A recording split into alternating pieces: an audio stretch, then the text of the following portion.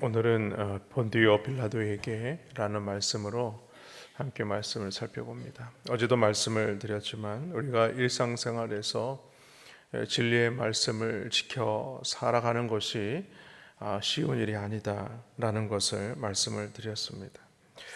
오늘 말씀해 보니까 유대인들의 이 억지 주장 그리고 모함, 이것으로 인해서 예수님은 로마의 반역죄로 고소가 되었지만 오늘 이 본디오 빌라도나 헤롯 안디바도 예수님에게서 죄를 찾지 못했습니다. 이 일이 금요일 오전이죠. 오늘 아침입니다. 어제까지 예수님은 대제사장 안나스와 또 이 가야바 그리고 사내들인 공의회 그리고 본디오 빌라도 헤롯 안디바에게 무려 5차례에 걸쳐서 그 짧은 시간에 모든 선고를 심판을 말하자면 받았습니다. 재판을 받는 동안에도 말하자면 이런 재판이 어디 있겠습니까? 여러분 요즘에는 3심 제도라고 해서 1심, 2심, 3심 하는데도 이 정치 지도자라는 사람들이 법 앞에 너무 불이한 것 같아요. 수년이 걸려도 이 2심도 아직 치르지 않는 사람들도 허다하게 많다는 사실입니다. 그런데 밤사이에 무려 5차례에 걸쳐서 예수님이 재판을 받으셨다. 그리고 오늘은요, 그 6번째 재판입니다. 빌라도에게 최종으로 받으시는 재판이에요. 총독 빌라도는 예수님을 고발한 유대인들을 불러 모아놓고 그 자리에서 예수님에게서 아무런 죄가 없음을 말하고 있습니다. 물론 헤롯에게 보내어서 그에게 죄를 찾으려 했지만 죄를 찾지 못했다라는 것을 덧붙여서 밝히게 되죠. 그래서 빌라도는 오늘 이렇게 얘기합니다. 내가 때려서 놓겠다. 그렇다고 해서 예수님이 무슨 죄가 있어서 때려서 놓겠다는 것이 아닙니다. 이것은요, 하나의 정치적인 행위예요. 예수님을 때려서 많은 백성들로 하여금 너희가 그렇게 이 예수를 지적하고 예수에게서 뭔가 죄를 찾으려고 하니 그들을 달래기 위해서 일시방편으로 때려서 놓겠다는 것입니다. 빌라도가 이렇게 유대인들의 비위를 맞추려고 하는 이유는요, 이유가 분명히 있었습니다. 왜냐하면 그 당시에 로마는 많은 지역을 다스리고 있었기 때문에 그 지역마다 이 총독을 파견을 하게 되죠. 총독을 파견한 이유는 무엇이겠습니까? 그곳에서 많은 세금들을 잘 걷어들이기 위해서입니다. 그런데 만일 그 지역에서 밀란이 일어나게 되거나 어떤 문제가 생기게 되면 세금을 징수할 수 없게 될 것이고, 그래서 그 문제로 인하여서 그 총독은요, 경질될 가능성이 너무나 많았던 것입니다. 사실 빌라도는 이미 몇 차례 이 예루살렘에서 많은 어떤 사건들을 일으키게 되죠. 역사적인 기록에 의하면 그가 수도 사업을 하기 위해서 성전의 그 금고를 사용하려 했다가 유대인들로부터 반발을 사게 됩니다. 또한 유대인들이 우상 숭배로 여기는 이 황제의 얼굴이 그려진 그 군기를 들고 예루살렘 성에 입성하려 했다가 유대인들로부터 농성을 받은 적도 있습니다. 그리고 성경에 보면 그 한 가지 사건이 더 기록되고 있는데 누가복음 13장에 보면 빌라도가 하나님께 제물을 바치려 했던 이 갈릴리 사람들을 제단에서 죽인 사건입니다. 예수님이 말씀을 전하고 있는데 두어 사람이 예수님께 와서 이런 이야기를 하는 것이었어요. 갈릴리의 순례자들이 예루살렘 성전에서 제물을 드릴 때에 로마의 총독 빌라도가 군대를 이끌고 와서는 그곳에서 하나님께 제물 드려 예배하는 자들을 죽였다는 거예요. 왜냐하면 로마의 반역자로 그들을 여겼기 때문이라는 것입니다. 그래서 이 갈릴리 사람들의 피를 그들의 제물에 섞었다는 것은요, 문자 그대로 하나님께 바쳐지는 이 제물이 피가 되었다는 그런 표현이 아니라 성전에서 제사를 드리고 있는 와중에 죽임을 당했다라는 표현이에요. 이 사건은 유대 전역에 큰 소동을 일으키게 됩니다. 이 소란으로 인해서 빌라도는요, 아마 로마 당국으로부터 그 황제로부터 분명히 상당한 주의 조치를 그런 받은 상태였다는 것입니다. 그런데 또다시 이런 일이 벌어지게 되면 분명히 총독 빌라도는요, 그 자리에서 경질이 돼서 다시 로마로 돌아가야 하는 그런 일이 일어날 수밖에 없는 것이죠. 그래서 빌라도가 그 궁여지책으로 내어놓은 것이 무엇이냐? 예수님을 때려서 놓겠다. 지금 이렇게 말하고 있는 겁니다. 그러면 이런 판결에 대해서 유대인들이 그런 만족을 했겠는가? 당연히 그렇지 않죠. 오히려 백성들은 일제히 소리를 지르고 예수님을 사형에 처해야 된다. 그리고 바라바를 놓아야 한다라고 항의를 하게 되죠. 그 말씀이 바로 18절 말씀입니다. 우리가 일제히 소리질러 이르되 이 사람을 없이 하고 바라바를 우리에게 놓아 주소서 하니, 유대인들이 왜 예수님 대신 바라바를 놓아달라고 하는 것인가? 유대인의 명절에는요, 죄수 중에 한 사람을 놓아주는 이런 전례가 있었습니다. 그런데 그 19절에 보면 바라바가 어떤 사람인가를 분명하게 말하고 있죠. 이 바라바는 성중에서 일어난 밀란과 살인으로 말미암아 옥에 갇힌 자라라. 실상은 이 바라바가 십자가 향에 처해야 될 사람이죠. 그들이 고소하고 있는 내용 그대로 아닙니까? 밀란을 저지른 자이고 살인을 저지른 자입니다. 그럼에도 불구하고 예수님은 십자가에 못 박아야 한다고 말하고 이 바라바는 풀어 죽어야 한다고 말하니 참 너무나 어이가 없는 것이죠. 그래서 사실 이 예수님을 고발하고 넘긴 사람들은 백성들이 아닙니다. 그 당시에 종교 지도자들이었고 정치 지도자들이죠. 그래서 빌라도는 백성들이 예수님을 지지할 것이라고 생각을 했기 때문에 백성들에게 물어보면 예수님을 풀어달라 요청할 것이다, 그런 생각을 한 것입니다. 그래서 이 빌라도는요, 다른 복음서에 보면 이 바라바와 예수님 중에 누구를 놓아줄 것이냐라는 질문을 이 빌라도가 백성들에게 묻는 장면이 나옵니다. 그때 최종 판단을 백성들에게 맡겼는데 빌라도는요, 정말 충격을 받을 수밖에 없었어요. 왜냐하면 백성들이 지금 예수님을 십자가에 못 박으라고 요구하고 있기 때문이죠. 백성들이 하룻밤 사이에 이렇게 돌변한 이유를 성경은 이렇게 말합니다.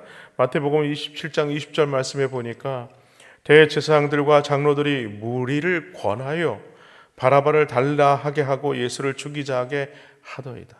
그러니까 이미 이런 종교 지도자들이나 정치 지도자들이 백성들의 마음들을 이미 다 돌려놓은 것이죠. 예레미야 4장 22절에 보면 내 백성은 나를 알지 못하는 어리석은 자요 지각이 없는 미련한 자식이라. 악을 행하기에는 지각이 있으나 선을 행하기에는 무지하도다 라고 말합니다. 백성들은 그야말로 무지했다는 거예요. 한마디로 종교 지도자들과 정치 지도자들의 이 권력 욕심과 이 백성들의 무지가 빚어낸 일이라는 것을 오늘 성경은 우리에게 말하고 있는 것입니다. 그러므로 우리는 이 고난주간에 십자가를 바라보면서 무엇을 생각해야 되는가? 과연 나는 이런 무지와 욕심에 사로잡혀서 살아가고 있지 않는가? 그래서 악을 행하기에는 아주 지각이 있지만 선을 행하기에는 아주 무지한 자로 살아가지는 않는지 우리의 자신을 한번 살펴보아야 하는 것입니다. 결국 예수님을 놓아주려는 이 빌라도의 시도는요, 실패로 돌아가게 됩니다. 하지만 빌라도는 다시금 예수님을 놓아주자고 백성들을 설득을 하죠.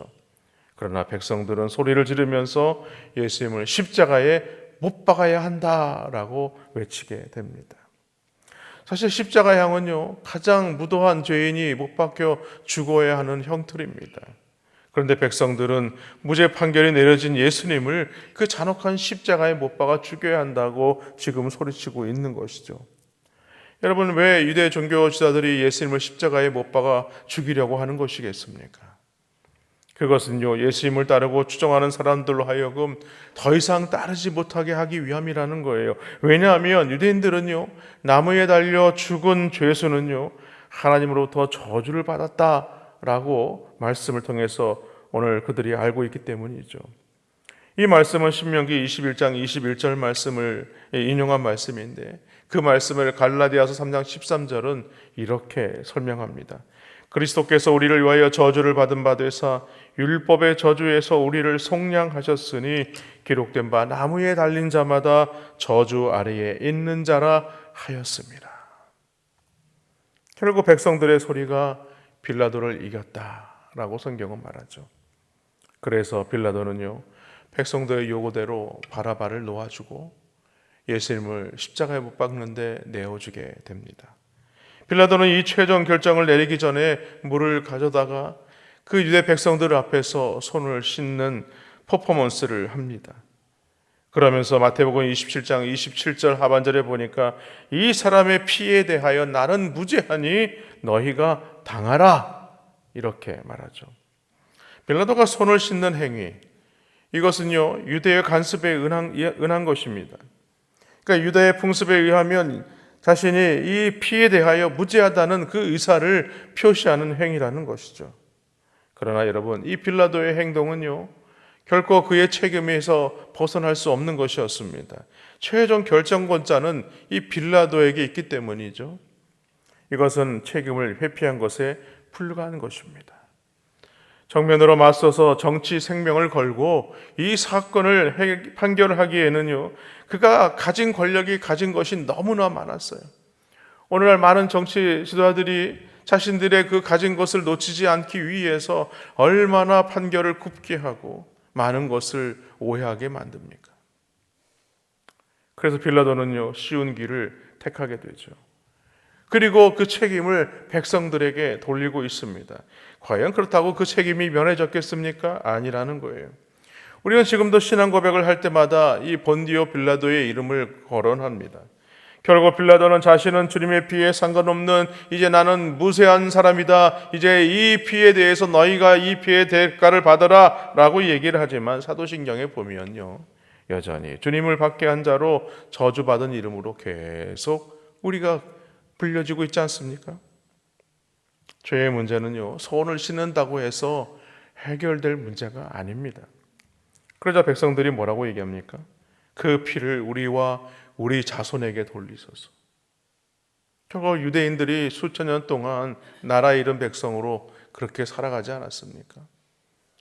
그리고 지금 중동에서는요 끊임없이 계속해서 이런 전쟁이 일어나고 있는 겁니다.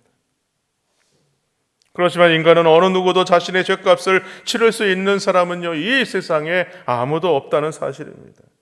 이런 예수님의 대속적 고난과 이 죽음을 무시하는 것이고 결국에는 영원한 형벌에 처해질 수밖에 없는 것이죠. 그렇습니다. 이 땅에서요 주님의 피와 자신이 무관하다라고 생각하는 사람은요 다 이러한 운명에 처할 수밖에 없는 것입니다. 다시 말해서 나로 인해 예수님이 피 흘려 죽으셨음을 모르는 사람은요 영원히 저주에 처하게 된다는 것입니다. 영원히 저주에 처하는 것이 무엇이겠습니까? 그것은 영원히 지옥 형벌을 받는다는 거예요. 그 지옥 형벌을 받는 자들이 왜 지옥에 갈 수밖에 없는가? 예수님이 자신을 위해서 피 흘려 죽으셨다는 사실을 전혀 알지 못하기 때문이라는 거예요. 그러므로 이 고난 주간 우리는요 주님의 십자가 고난이 나와 전혀 무관하지 않는가. 예수님은 나를 구원하시기 위해서 육신을 입으시고 이 땅에 오셨고 그 낮은 구유에 오셔서 그 십자가에 지시고 십자가에 죽기까지 그 사랑을 나에게 나타내 보이셨습니다. 그러한 사실에 우리가 깊이 감사해야 되고 우리는 그 사랑 안에 온전히 거하는 삶을 살아야 합니다. 그리고 예수님의 십자가의 의미가 무엇인지를 우리는 다시 한번 되새겨야 하는 것입니다. 이 고난의 주간 오늘 금요일 저녁에는요 저희 교회에서 성찬 예식이 있습니다. 예수님께서 십자가에 못 박혀 죽으시고 이 세상을 떠나는 그 순간 예수님께서 하신 말씀 다 이루었도다. 하나님의 뜻이 예수님을 통하여서 다 이루어지게 되었을 때에 우리의 모든 죄가 다 도말되고 우리가 예수 믿어 구원받은 하나님의 백성이 되었다는 그 크신 놀라운 사랑과 은혜를 우리가 깊이 묵상하는 오늘 이 하루가 되시기를 주님의 이름으로 간절히 축원합니다.